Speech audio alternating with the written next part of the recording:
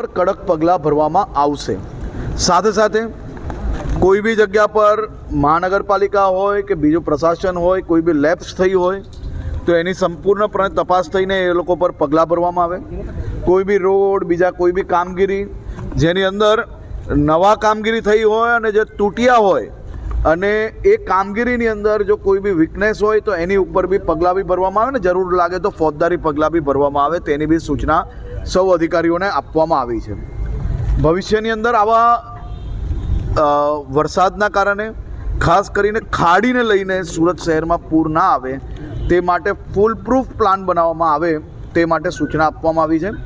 500 કરોડ રૂપિયાનું આજે એમને ખાસ કરીને ખાડી માટે 500 કરોડ રૂપિયા ખાડી આખી જેને રીડેવલપમેન્ટ કરવાની છે, ઊંડાણ કરવાનું છે, આસપાસમાં જો કોઈ ઇલીગલ એન્ક્રોચમેન્ટ હોય તો એને નિકાલવામાં આવે તે માટે બી સૂચના આપવામાં આવી છે। અને સાથે સાથે કાલે સાંજ સુધી તમામ વિભાગોએ ખાલી જિલ્લા પ્રશાસન એકલા જો કામગીરી કરશે તો કેશડોલ પહોંચાડતા 2-4-5 દિવસ લાગી શકે છે।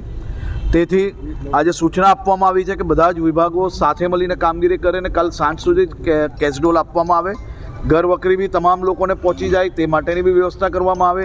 દુકાનોમાં, ઘરોમાં જે કોઈ નુકસાન થયું છે તેનું તાત્કાલિક સર્વે પૂર્ણ કરવામાં આવે। સર્વે પૂર્ણ કરતાની સાથે જ મુખ્યમંત્રી શ્રી રાજ્ય લેવલે એક બેઠક બોલાવીને જે નુકસાન થયું છે નુકસાનને કઈ રીતે રાજ્ય સરકાર મદદ કરી શકાય તે બાબતનું આવનારા સમયની અંદર ડિક્લેરેશન કરવામાં આવશે।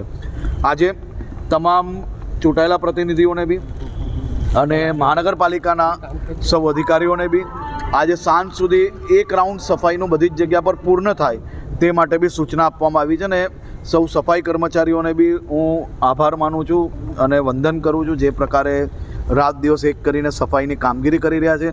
સૌ સુરતીઓને આભાર માનવો પડે કે જે કોઈ જગ્યા સુધી સરકારી તંત્ર પહોંચી શક્યું ત્યાં તો તમે સાથે મળીને કામ કર્યું જ છે, પણ અચાનક આટલો વરસાદ આવવાના કારણે જ્યાં ના બી પહોંચી શક્યા ત્યાં સુરતીઓએ એકબીજાને મદદ કરવાનું કોઈ મોકો ચૂક્યા નથી, તે બદલ બી આભાર।